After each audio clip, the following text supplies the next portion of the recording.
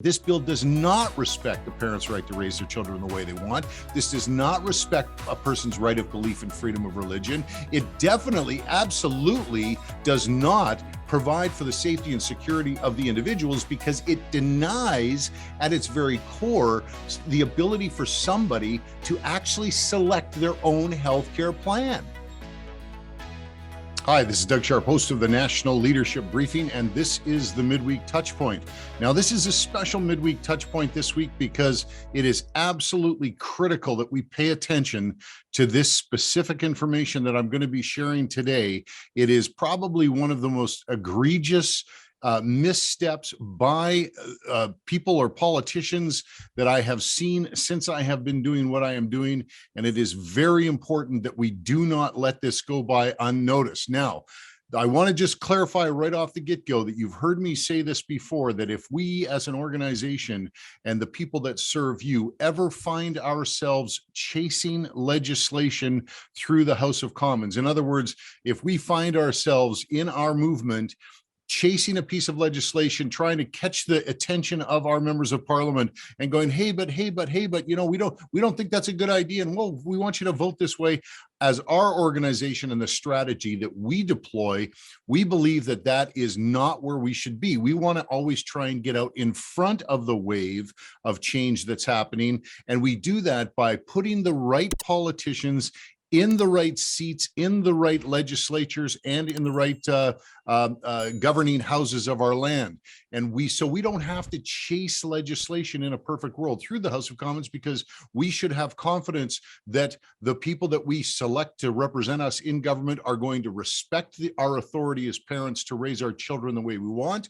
We believe that they're going to respect our right of belief and freedom of religion. We believe that they are going to prioritize the well-being of the vulnerable. And we also believe, because we've selected them ourselves, we have put them in those places, that they will not continue to heap debt upon the backs of our children and future generations. So again, if we are chasing a piece of legislation through the House of Commons, trying to change the mind of an existing member of parliament, then we are definitely not where we want to be, because the wrong person is in the chair making those decisions. And that is where we find ourselves often, because we are always seeing right now our current government is spending money we do not have and just burying our kids in debt. And I always say I'm not going to get hyperbolic and light my hair on fire, but today I want to make sure that you are very clear on one thing. This is something I've been hanging around for the last 20 years,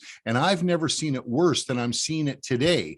I'm seeing it so bad that you've got not only the government of the day, which they do not share our views and values. They're unwilling to even represent our views and values. But now we find ourselves in a situation where Her Majesty's loyal opposition to the government, that is the Conservative Party of Canada, they too are unwilling to represent our views and values or even give us a voice in the House of Commons. And that is what we're going to talk about here today. This is critical that you understand and hear the whole message, though, because if you just pull out a teeny piece of it and run with it, you're not going to get what I'm really trying to communicate to you. What I'm really trying to say to you is that there is a strategy. There is a way of responding to this. The answer to our challenges with individual politicians is an answer that we can come up with. We've got it. It's already, we're working, we're executing a strategy. But if we just take a teeny piece of it and run off in the wrong direction,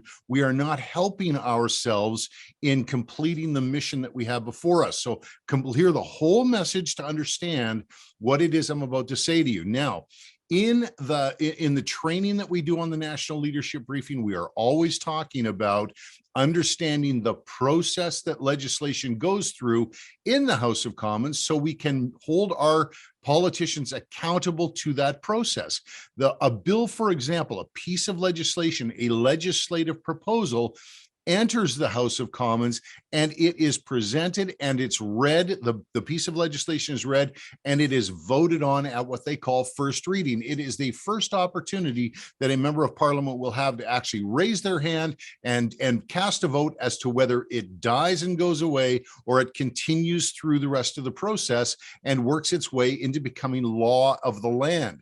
So the first reading vote comes in, then it goes to second reading vote after they've had a little bit more time to consider it. There's a second reading vote and a committee is struck to take a look at the legislation in the House of Commons. They take a little bit deeper dive into it. They have opportunities to speak to it and consult with their constituents. They have time to go back to the House and to propose amendments to the bill and make changes to it that better accommodate their constituents' views on things. There is lots of opportunity again to consider it with their colleagues in caucus and then vote on it again at second reading. Then it goes to third reading, where it then has one final look at it to say, okay, is this a piece of legislation that we feel is the right piece of legislation for the right time? And then they go, great, we're going to take it and vote it through to the next stage, which is into the Senate, where the Senate, our senators are supposed to have this opportunity where they have sober second thought of the bill again. And this is, again, pieces of legislation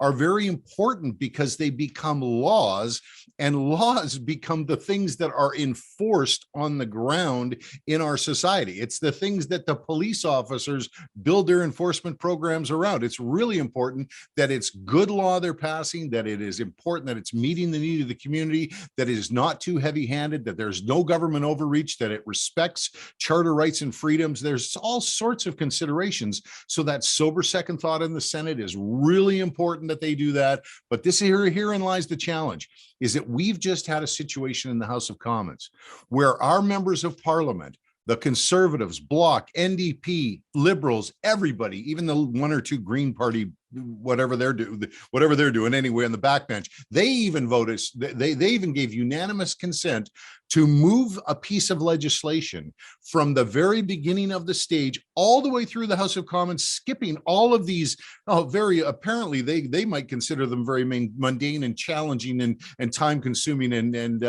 unimportant things to do, like the consultation. They moved it right through to the end of third reading and then voted on it, moved it into the Senate.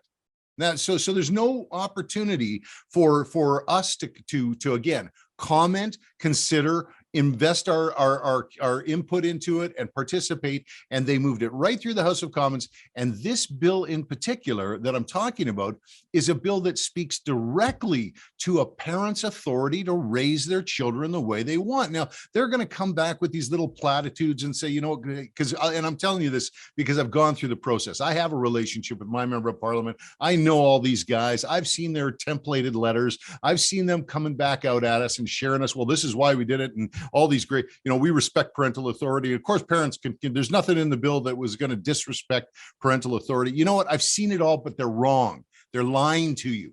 They're actually lying to you this time, because the truth is that this bill does not respect a parent's right to raise their children the way they want. This does not respect a person's right of belief and freedom of religion. It definitely, absolutely does not provide for the safety and security of the individuals, because it denies at its very core the ability for somebody to actually select their own healthcare plan. And I'm talking about somebody who has a challenge in their life. They have a concern about their own gender and sexuality, and they want to go out and they want to get help, and they want to actually like have their behavior looked at, and they want to consider all the things. However, they have thrown an ice bucket over any conversations that can take place to help from a biblical perspective. And you might say, well, you know, what's the big deal? What's the big deal if you just quash a layer of input from a certain community on an issue like that? Well, you know what? There's millions and millions of Canadians out there that believe that gender and sexuality is something that should be looked at through the lens of the Bible. that there's millions of them out there, but there is a chill that's been thrown over this conversation because you've got this looming, I'm telling you, this is the exact reason. If you talk to any of these members of parliament and they ever had the guts to be honest with you as a constituent and tell you really what's happening is they're scared. They're scared of coming out and speaking in defense of parental rights, and they're scared to speak in defense of your right of belief and freedom of religion because they're worried about the heavy hand of the media and all of these goons that are on the leftist side of these Marxist organizations that have people lined up ready to pounce on you the minute you stick your head out of the foxhole. They take somebody out. They drag pastors out into the street, figuratively speaking, using local media and all these other these tactics and strategies to make examples of them so that everybody else crawls back into their foxhole. That's what they want. They want to keep you afraid of their response to you standing up. And this is what's really important to know about this whole thing is that as Bill C-4 got raced through the House of Commons and as it's going to get raced through the Senate, I want you to know something is gutless politicians are not the people that we need sitting in the House of Commons and in our legislatures right now. We do not need gutless politicians. We need people who are willing to defend what's right and best and true for our society and for the people in our society. And I mean, including members of the LGBTQ community. I mean, the people that we are also want to see respected and defended and all of their rights preserved. Absolutely. But if you've got a gutless politician that's too afraid to stand up to somebody trying to strong arm them into moving a bill from first reading all the way to third so you can't have a say in it, then that person has to go. That person has to go. So again, what I'm saying is that this is why I encourage everybody to get on the national leadership briefing, because I know how, I mean, I hang around these guys. I hang around them all the time. And I know the rule book within political parties and how it all works to remove these people. And they can be removed. As entrenched as they are, they can be removed. Now, some are going to be tougher to remove than others, I'll tell you that, because they're dug in deep. Man, they've got all their defenses set up around them, but we got to bunker bust those guys out of there. Because this is the reality of it is you are absolutely no good to the people and citizens of Canada from any community, whether the faith community, the LGBT community, or the Black community, or the First Nations community. You are no good to any of us if you don't even have the guts to stand up against someone trying to strong arm you into a situation where you are going to race a piece of legislation through the House of Commons and give no opportunity for input from the people and the citizens that you serve. You are no good and you shouldn't be there. So yes, we understand how to do that here. And that's why I tell people, get on the national leadership briefing. It's a process, right? Well, over a period of time, investing a tiny bit of information every month or a tiny bit of time every month, you get a little bit of information every month and you slowly build your understanding of what these guys are trying to do to you and your family.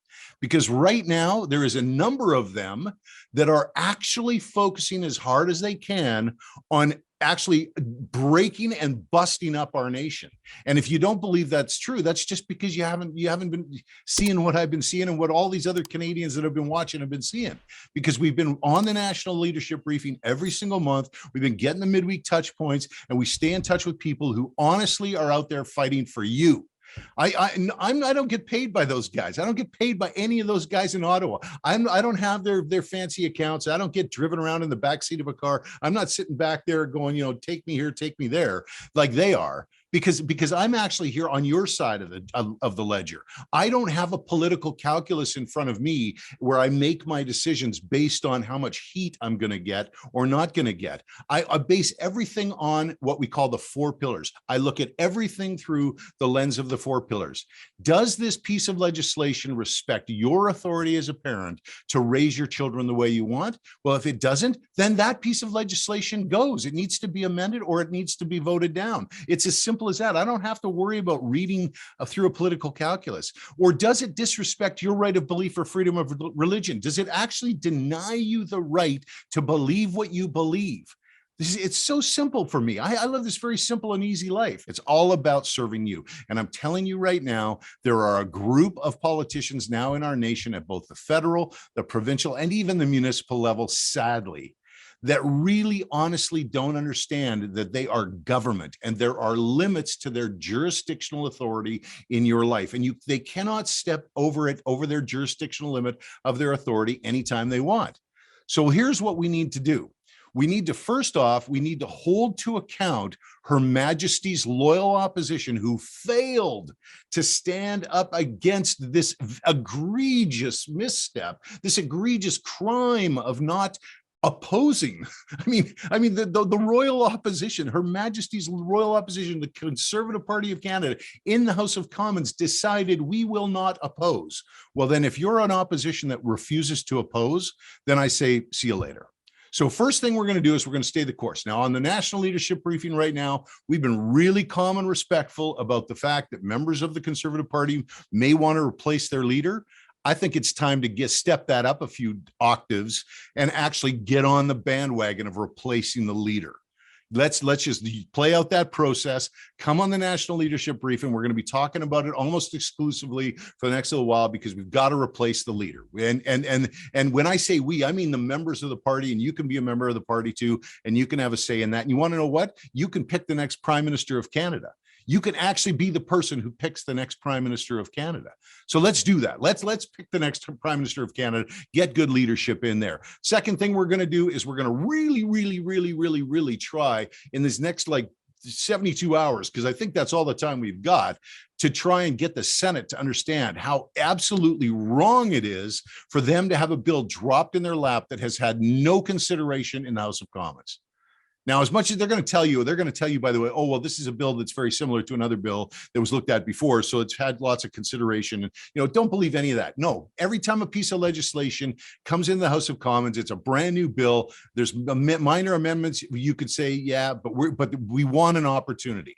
That's part of the process. We want to have an opportunity to debate it in the House of Commons. We want to have an opportunity to amend it, and we want to have an opportunity to oppose it if we feel it's the wrong bill. But now we've got to do that with the Senate. And in the Senate, we've got to do that with unelected officials. So it's going to be twice as hard, if not infinitely more difficult. Because talk about being entrenched. Senators are entrenched. They're there until they're not there. That's how the Senate works. So anyway, so we're going to do that. So we're going to pick the next Prime Minister of Canada because we're going to replace the leader of the Conservative Party right now, and we're going to put people in the seats in the House of Commons that are willing to do what they're supposed to do, as opposed to take an easy way out because they're afraid and they're looking at their political calculus and they're worried about losing their jobs. That's what we're going to do. First off. Second thing is we're going to do everything we can to let our senators know that we do not appreciate this and we do not want this bill passed. We want to kick back to the House with lots of amendments and lots of opportunity for discussion. We're going to let them know how mad we are. And then the third thing we're going to do is we're going to get active locally on our local boards of the Conservative Party of Canada, and we're going to make sure that every single local member of Parliament knows, do not ever do that again. And I'll give you an opportunity is that if you tell me that you're willing to oppose, if you're telling me that you're willing to lead and you're willing to continue to listen to your constituents and you're willing to consult and you're willing to actually allow the process of the government to go forward, I'm all for working with you on that. But if you ever just unanimously consent to you not doing your job again, then you will be gone. And that is important that you get that commitment from locally. And the way you get that commitment is you get right up in their grill and you get on their boards and you get elected to their boards and you participate locally. Now, again, I'm not talking about going there. I'm jacked up right now. I'm pretty jazzed. Don't go in there banging your fist on the table. Be very calm, but say, look, you blew it. You blew it. If you're a Conservative member of Parliament right now, you blew it. If you're a Liberal member of Parliament, you blew it. If you are an NDP, it doesn't matter who your MP is, you blew it because you participated in unanimously consenting to have Bill C-4 rolled right through the House of Commons without any consideration, consultation, or deliberation on or opportunity to participate by your constituents. Wrong. Not allowed. Don't ever do that again. Okay, so this is what we're going to do. Now, there's lots of organizations out there that are working real hard to get this news out to their senators, right? There's like For My Canada, Campaign Life Coalition, ARPA Canada, there's Peace Ontario, they're participating. There's all these organizations that are doing everything they can. Support those organizations. Support them, write them checks, send them money, do everything you can to get this message out, because this cannot happen again. And if your member of parliament is bunkered in there and entrenched and unwilling to hear you out and make commitments that they're never going to do this again, then they got to go. And we're going to help you with that in the future as well, because that's what we do. We help you understand what the process is. We help you know exactly what the rule books are with all these political parties. And we do everything we can to help you add your voice to ours. Remember, we're all about speaking together and supporting the principles of the 4 pillars. But we look through the 4 pillars at this one here, and there are some members of parliament that have to go. They just have to go.